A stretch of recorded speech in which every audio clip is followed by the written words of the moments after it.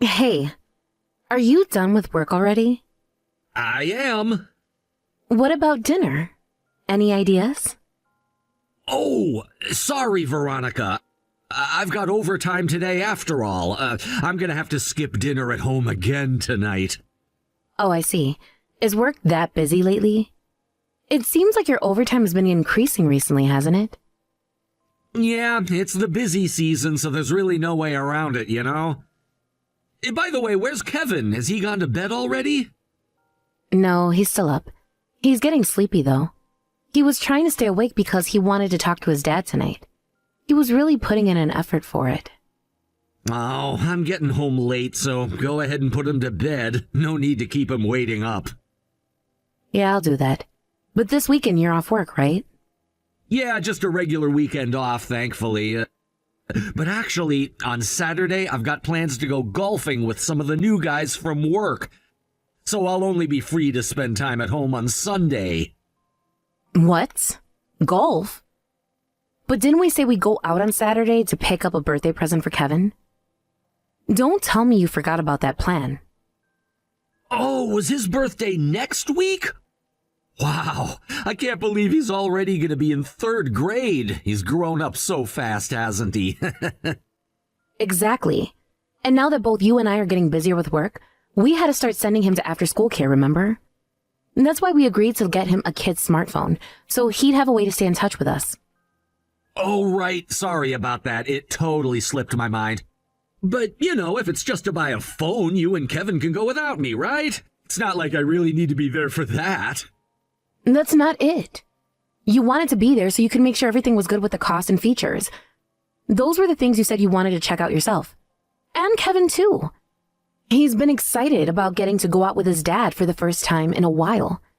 He's really been looking forward to it. All right. Sorry about that. Let's think this through. How about I take Kevin out on Sunday instead? That way you'll have time to get everything set up for his birthday while we're out. Jeff, don't just change the subject to make it more convenient for you. This is one of those bad habits of yours. Just let it go, will ya? Anyway, about Sunday, if you're busy setting up for the birthday, we can hang out outside for a while, right? Yeah, that works. I'll be busy cooking and decorating the place, so if you could keep him entertained while I get everything ready, that'd be great. Got it. Are we just sticking with the smartphone for his present, or should I get something extra? If there's anything else you think he might like, I could pick it up. The smartphone should be enough, really. He's been wanting one, and with the after-school program, it'll be useful too. Just make sure to take him somewhere he wants to go. I think he'll enjoy that more than just getting a lot of stuff. All right, sounds good. I'll make sure to plan something nice for Sunday. So, will you let me off the hook for Saturday then? It's a rare chance for me to unwind, you know? All right, I understand. But I'm not that knowledgeable about smartphones myself, so if there's anything I'm unsure about, can I ask for your help? Of course, just call me if you need anything. Anyway, I'd better get back to my overtime now.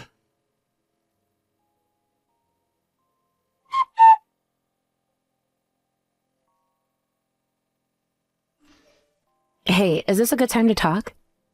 Yeah, what's up? So, I'm out shopping for the smartphone with Kevin right now, and there are so many options. I'm not sure what to pick. Do you have any idea about what kind would be best for him? Wait, didn't you already decide on getting a kid-friendly one? Can't you just pick something basic? It's just for a child, after all. I know, but even with the kid-friendly ones, there are a lot of types to choose from. And then, it turns out that some of Kevin's friends have full-featured smartphones too. I get worried though if it has too many functions. It could open up all sorts of things he shouldn't be seeing, you know? So, I'm just a bit conflicted. You're a grown adult, aren't you? You should be able to make this decision on your own without constantly calling me. I'm out trying to enjoy my day off here. Could you maybe not interrupt me so much? Hey, you were the one who said I could reach out if I had any questions, remember? But now, why are you acting so differently? You're going back on what you said earlier. Listen, even if I did say that, I'm not there with you in person. I can't see what's in front of you, so I really can't make any kind of judgment here. I get that, but could you at least give me some kind of advice? Just something to help guide me? Well, if Kevin's friends are using their phones to send messages and all that, then maybe you should pick one that can do at least that much so he can keep up with them. So you're saying we shouldn't get one with too many limitations, but do you think that's really safe? Couldn't he accidentally end up seeing things he shouldn't? These days, pretty much any model can have restricted access to sites you don't want him to see. Just ask the store clerk if it has GPS tracking and parental controls, and you should be set. Prices for these kinds of phones don't vary that much anyway, so just pick one that has what you're looking for. All right. I'll ask the salesperson about these features. Thanks for the advice. Yeah, so are you done asking questions now? I've got people waiting on me, and I'd like to get back to what I was doing. Oh, sorry about that. But you're still planning on coming home tonight, right? Kevin was hoping he could talk with you about tomorrow. If possible, could you try to come back a bit earlier? Are you serious? I was planning on heading out for drinks after this. Can't you spend a bit of time with your son for once? Tomorrow is his birthday after all. Please, just this once. Come on, I'm already taking him out tomorrow, right? Isn't that enough? Don't go overboard with this he needs more stuff. I'm not going overboard. It's not about that. Just today and tomorrow, could you put Kevin's feelings first? He hardly gets any time to play with you as it is. All right, fine. I'll think about it, okay? If I feel like it, I'll come back earlier. That should be enough. Later.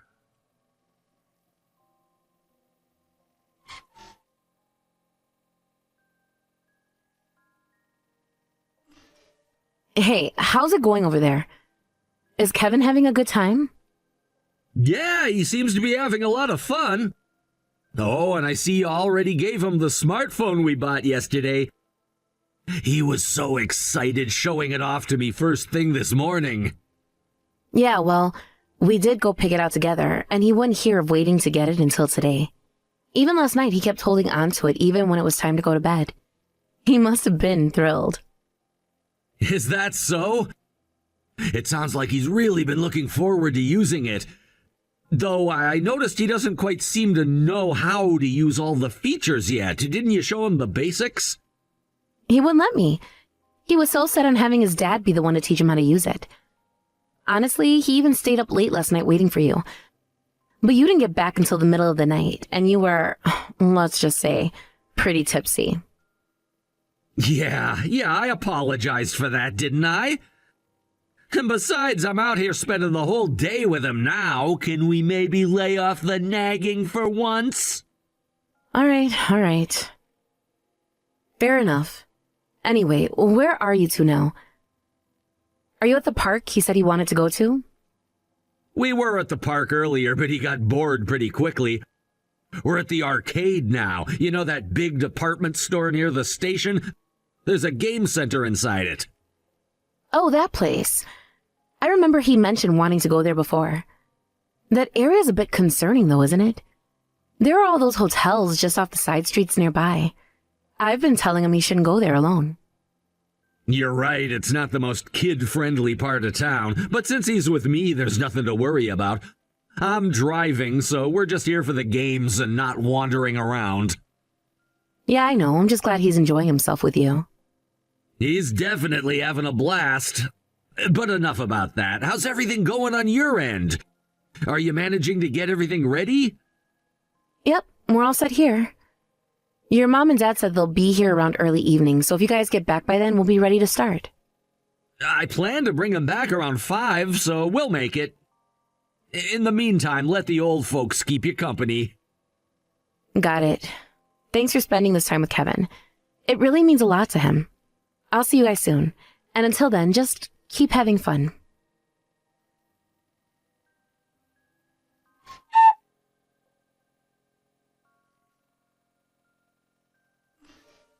Jeff, where are you right now? And where's Kevin? I need to know what's going on. What's up? I'm driving right now, so can we talk later? I'll fill you in once I'm free. The light's turning green, so really, let's discuss it later, all right? Driving, huh? Interesting, because I'm looking at your car right now, and it's parked outside a hotel. How exactly are you driving right now? Wait, what? What are you even talking about? You're not making any sense, seriously. Don't just make things up. You're imagining things, Veronica. Oh, believe me, I'm not making things up, Jeff. You've been sitting there for quite a while, haven't you? It's been close to an hour, right? Or am I wrong? Ridiculous! You don't know what you're talking about. How would you even know? You're at home, aren't you? So there's no way you could know where I am, so please just drop it. I know because I've been watching you. I can see exactly where you've been this whole time, actually. What do you mean, watching? Watching from where? What does that even mean? Through the GPS. I've had my eye on it the entire time. You haven't moved an inch in the last hour. You've been parked at that hotel for quite some time. So, Jeff, tell me, what are you doing at a hotel at this hour? GPS? You're using GPS to track me? Are you kidding me right now? This is beyond wrong, Veronica. I don't care if we're married. What you're doing is a complete invasion of my privacy. You're out of line. Jeff, the GPS isn't on your phone. It's on Kevin's. He must have left it in your car when he came back home. Wait, Kevin's phone? The one we bought yesterday? Hold on, what do you mean he came back? Kevin's at home with you? Yes, he's here now. Your mother's looking after him at the moment, but believe me, it was a complete shock when he showed up here crying. He said you told him to wait in the car, but that you didn't come back, so he got tired of waiting and decided to come home on his own. Jeff, do you realize what you've done? Did he say anything else? Anything at all? Anything else? What do you mean by that? I mean, did Kevin mention anything other than waiting in the car? Did he say why he had to wait or mention anything about me or what happened? Why do you sound so defensive, Jeff? Are you hiding something? Is there something you don't want me to know? No, nothing like that. I want to know if he said anything. If he didn't mention anything, then it's fine. There's nothing for you to be worried about. Nothing to be worried about. Are you serious? So you expect me to just brush this off? You mean to say that you left our son alone in the car while you went into a hotel with some woman, and I shouldn't be concerned? I'm his mother, Jeff. I don't have the right to be upset? It wasn't like that. I wasn't doing anything wrong. She's just someone I know, that's all. Kevin wouldn't say anything weird. He's too young for that kind of talk. Kevin didn't say a word about who you were with, actually. All he mentioned was that a woman came up to the car and that you told him to wait there while you left together. That was it. But do you understand what that means to me? You left him alone so you could go into a hotel with some random woman. Jeff, I'm asking you again, do you not see how this looks? As both a father and a husband, do you not realize how terrible this is? Look, Veronica, I swear it wasn't anything like that. You're just misunderstanding the whole thing. Misunderstanding? You mean it's somehow not what it seems? If there was truly nothing wrong, why did you leave our son waiting in the car? Why'd tell him to stay put? Were you afraid I'd find out? Were you hoping he wouldn't tell me? It's complicated, all right? Things happened and I don't know how to explain them. You've got to understand, it wasn't anything bad. No, Jeff, I don't have to understand anything. Here's what's going to happen now. Get out of there and come back here. Your father and I are both waiting for you. If you have some kind of explanation, we'll listen, but you're going to have to face us and explain this mess to all of us. Wait, you're waiting at home? I'll head back soon, but it might take me a bit to get there. Oh, really? Why is it going to take time? Are you dropping her off first? No, it's a bit of a drive back, that's all. There's nothing more going on here, so you really don't need to worry. Actually, you don't need to worry about coming all the way back here. we're in your car right now, so you don't need to drive home. Wait, what? You're in my car? Yes, so come on down and join us. Oh, and by the way, don't try to send her off first or anything. It's too late for that. She already left something behind in the car, a set of house keys. So if she wants them back, she'll have to come down too. This is insane! You can't just ambush me like this, Veronica! You think this is insane? I think the person who's really causing the trouble here is you, Jeff. So cut the excuses and come down. If you've got nothing to hide, then why hesitate? If there's nothing going on, you shouldn't have a problem coming out to explain, right? Fine, I'll come down. But Veronica, please, can we talk about this calmly? I'm telling you, it's not what it looks like. Oh, don't worry, we'll talk. And you better be prepared for this conversation. I hope you're ready to explain yourself thoroughly, because you're going to answer for this. I want you to realize just how deeply you've hurt me and Kevin by doing this. You took what was supposed to be a special day for our son and destroyed it.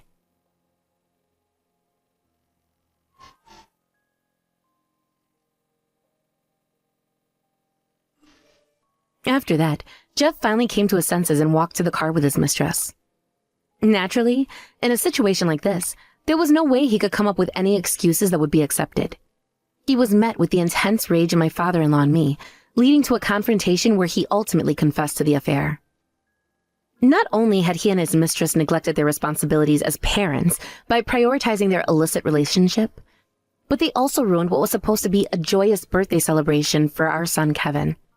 The depth of my father-in-law's fury was truly overwhelming, and I could feel the weight of it pressing down on us all. Of course, I had absolutely no intention of forgiving Jeff. The betrayal was far too great to simply overlook.